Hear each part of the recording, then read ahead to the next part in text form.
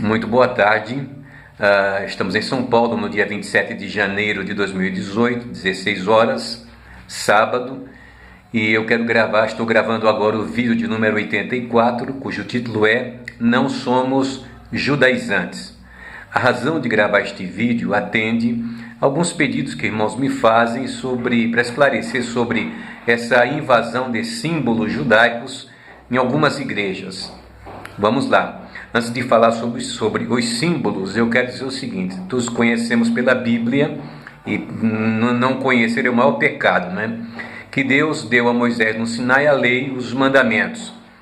Eram como é a nossa Constituição, ele é objetivo e direto. E, logicamente, o que nós chamaríamos de leis complementares vieram para os judeus através do Talmud. Talmud consiste em 63 tratados de assuntos legais, éticos, históricos, escrito pelos antigos rabis. É uma compilação de leis e de erudição. Para começar, a Torá consideravam bastante vaga, como por exemplo, quando a lei dizia não trabalhar no Shabat, no sábado, e perguntava-se, mas o que é trabalhar efetivamente num sábado? Para responder essas outras perguntas, Deus explicou todas elas através da Torá, oralmente a Moisés. Mas o Talmud veio trazer, digamos, o detalhamento de tudo que diga respeito à vida comum e às relações sociais, jurídicas do povo de Israel. Agora sim entramos nos símbolos, não é? O mais antigo dos símbolos que nós conhecemos é o candelabro, ou menorá.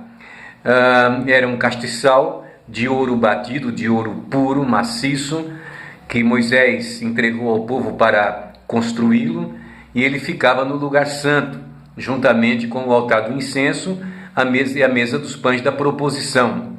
Diz que simboliza os arbustos em chamas que Moisés viu lá no Monte Sinai. Em Zacarias 4, 2 a 5, no capítulo 4 de Zacarias tem uma visão. Deus pergunta para ele: o que vês? Ele disse: eu vejo um castiçal de ouro com 7 lâmpadas, 7 canudos, e um para cada lâmpada, e por cima 2 oliveiras que alimentavam essas lâmpadas. O que eu tenho como uma revelação, como uma visão acerca da igreja do Senhor. Lembro das 7 igrejas da Ásia, da perfeição, o grupo formando essa perfeição de igrejas, e que elas são alimentadas pelas oliveiras, que representam a ação do Espírito Santo. Ou seja, não é o homem que alimenta a igreja, é Deus que alimenta pela sua graça, pela operação do Espírito. Atualmente o menorá constitui um símbolo do Estado de Israel, juntamente com a estrela de Davi. O menorá e a estrela de Davi já vi algumas vezes, já há muito tempo, em algumas igrejas, lá nos seus púlpitos, que chamam de altar, alguns chamam de altar, o menorá em um canto ali. Aí vieram outros símbolos, como por exemplo o quipá. O quipá é um ornamento, um chapéu, mas para o judeu ele é de uma importância muito grande. Por quê? Porque ele é o símbolo da religião e representa o temor que o judeu tem de Deus, acerca de Deus, e reconhecer a soberania de Deus. Então ele usa o quipá. O judeu usa. Nós não precisamos usar o quipá. Depois eu explico. O talet é um acessório religioso judaico, também em forma de chale, muito usado.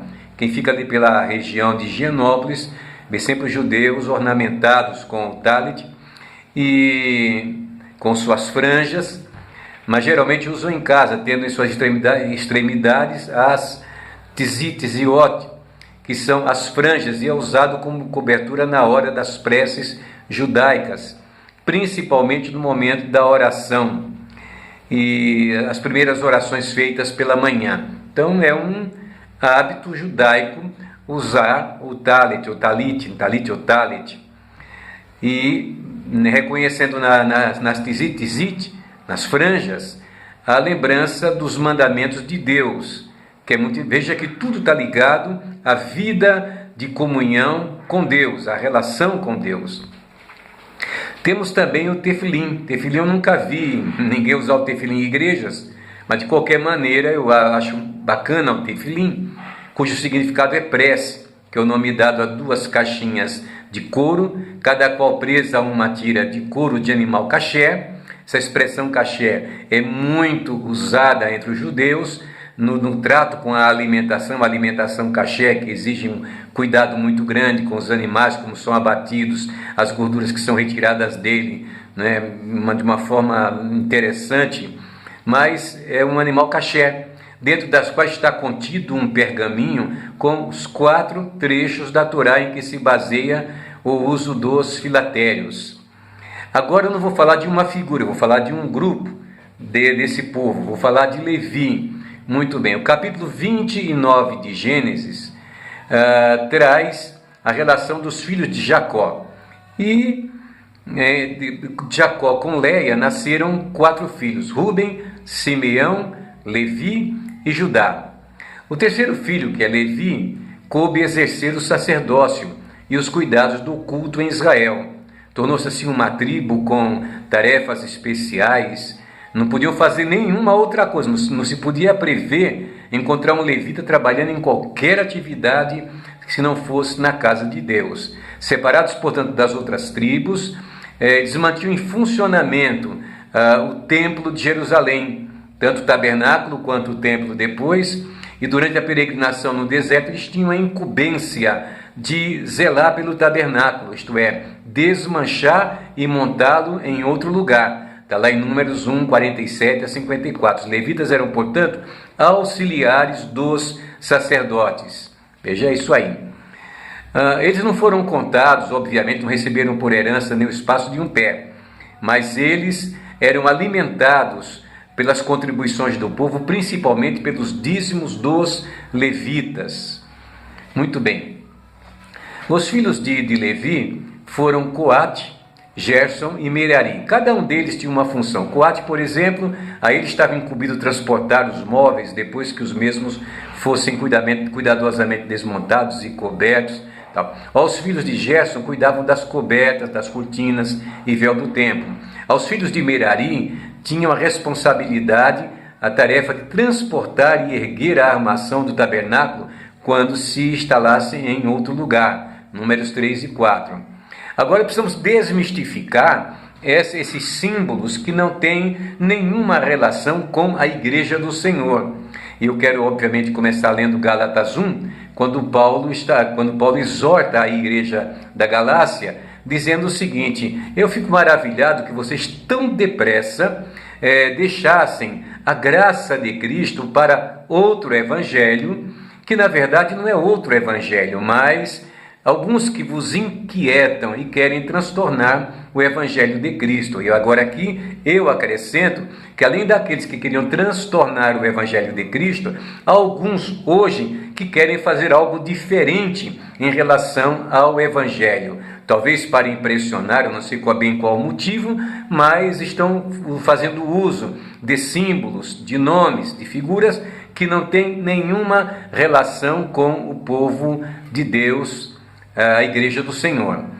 Romanos 2, 28 a 29, para que vocês não pensem que excluam a nação de Israel da nossa vida, e nem podemos excluir, ele diz aos romanos, a igreja de Roma: porque não é judeu o que o é exteriormente, nem é circuncisão o que é exteriormente na carne, mas é judeu o que é no interior, e circuncisão o que é do coração, no espírito, não na letra, cujo louvor não provém do homem, mas de Deus. Então veja, como a Bíblia diz que eles, sem nós, não serão aperfeiçoados, nós, evangélicos, entendemos, quer eles gostem ou não, que somos os verdadeiros israelitas. Nós fomos ligados à oliveira verdadeira, são eles, por conta da desobediência, mas no milênio estaremos juntos, a igreja vitoriosa, com o povo de Israel,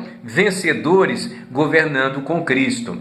Portanto, para se considerar, agora sim, vamos falar, já vimos aí pastor com kipar na cabeça, outros até com o tzitzit, não é? Tzitzit, ou melhor, desculpe, com o talit, exatamente, com o talit, ou talete, e vimos agora também muitos deles que se dizem levitas, porque exercem o ministério do louvor, do cântico ou dos instrumentos musicais.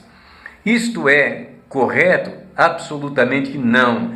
É abuso usar um nome que não lhes é próprio. Por quê?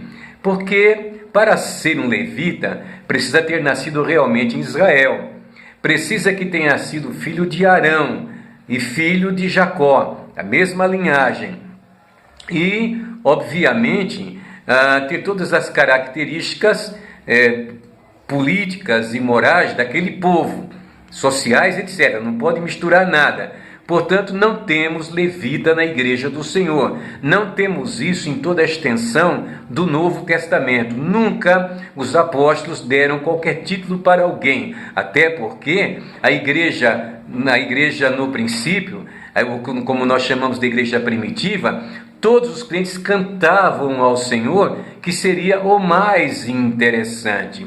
Todavia, temos tanta gente boa que canta, que louva ao Senhor, que tocam muito bem seus instrumentos, que abrilhantam os nossos cultos a Deus. Mas daí, ninguém pode tomar para si, nem símbolos, nem figuras, nem tomar o nome de Levi, para dizer-se um levita, porque não tem sentido na palavra de Deus. O Senhor nos abençoe. Ótimo fim de semana a todos. Beijo a todos.